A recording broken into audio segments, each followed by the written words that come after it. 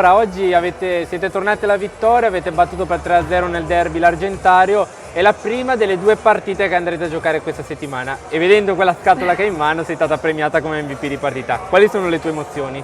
Ma siamo state molto brave a vincere in maniera decisa e partendo subito dall'inizio concentrate e rispettando quello che avevamo previsto di fare, partendo aggressivi al servizio.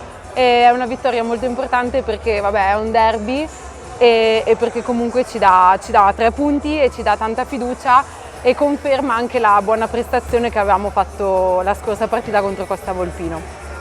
A chi vuoi dedicare queste 2 bottiglie che tieni nelle tue mani? Li dedico ovviamente alla squadra che insomma comunque in questi ultimi mesi ha stretto i denti, ha lottato per sopperire a tutto quello che ci è capitato e che siano di auspicio per le prossime partite. Ecco, a proposito della prossima partita, come ho detto all'inizio, c'è il derby di ritorno, perché oggi avete giocato il recupero, la prossima sarà la 22esima giornata. Esatto, sabato andiamo in casa Argentario per il secondo derby contro di loro, altra partita per noi importante per la classifica, per il morale, per tutto e anche per prepararci poi nelle ultime giornate che poi ci aspetteranno. Grazie Aurora, in bocca al lupo. Grazie Crepi.